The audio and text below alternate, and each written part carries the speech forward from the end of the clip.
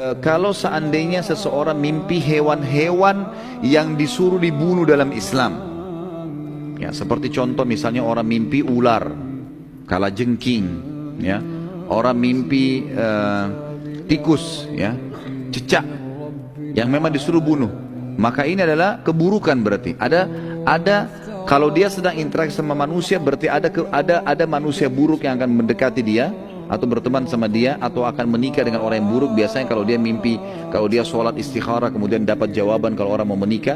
Kalau dia mimpi ada tikus yang menggigit bajunya atau mendekati kakinya atau ular, ini menandakan berarti buruk apa yang akan dia langkahi gitu. Ya, karena ini namanya Nabi SAW menamakan tikus misalnya dengan fuwaisiqah, ya, binatang yang buruk. Kata beliau dalam syarah Abu Daud menyampaikan kepada kami waktu itu bahwasanya Imam Abu Daud menyampaikan kalau ini kalau ada orang mimpi hewan-hewan ini misal contoh seperti tikus, berarti menandakan dia akan didekati oleh orang yang fasik kalau perempuan, atau fasikah kalau laki-laki, ya. Seperti itulah kurang lebih takwil mimpi, dan ini tentu ada bab khusus yang panjang lebar dijelaskan masalah ini, ada babnya sendiri, ada bahasa sendiri yang tentu juga butuh waktu yang lebar untuk menjelaskan. Tapi yang jelas teman-teman, ada namanya ru'ya shadiqah. Kemudian juga Ibnu Sirin memberikan batasan, orang kalau mimpi tidak boleh sembarangan untuk menceritakan kepada orang lain. Karena kata Nabi SAW, siapa yang menceritakan mimpinya pada seseorang dan orang itu menebaknya, orang itu mentakwilkannya, maka akan terjadi seperti apa yang dia ucapkan. Makanya kita cuma boleh ceritakan kepada para ulama pun yang faham tentang masalah itu, tidak boleh sembarangan, gitu kan. Dan tidak semua mimpi itu diceritakan. Terlebih lagi mimpi itu punya makna-makna yang detail memang kalau dia orang yang beriman sama Allah. Seperti misalnya disesuaikan dengan keadaan sebuah wilayah.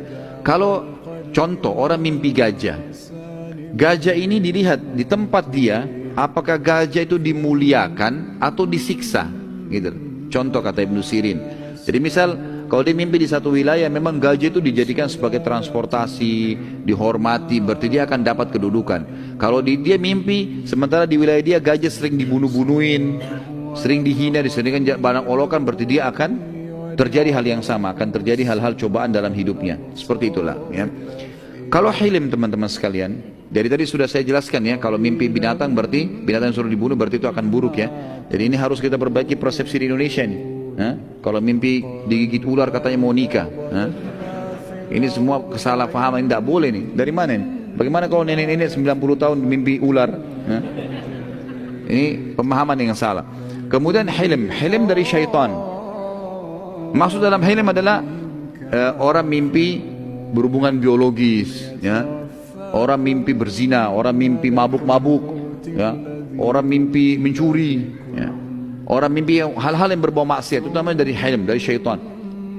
Dan ini teman-teman sekalian, kata Nabi SAW, siapa yang mimpi buruk hilm ini dan dia terkaget tengah malam, maka bacalah isti'adzah, a'udzubillahi minasyaitonir, lalu meludahlah 3 kali ke sebelah kiri, gitu kan, untuk menghilangkan bekasnya, lalu ubah posisi tidurnya. Karena ini biasa dari syaitan, gitu kan, syaitan.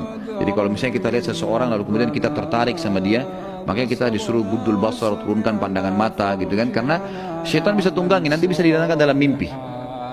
Biar mimpi itu bisa dibuat sama syaitan rekayasa sampai akhirnya berhubungan biologis. Makanya salah satu ciri Nabi SAW, beliau tidak pernah mimpi junub.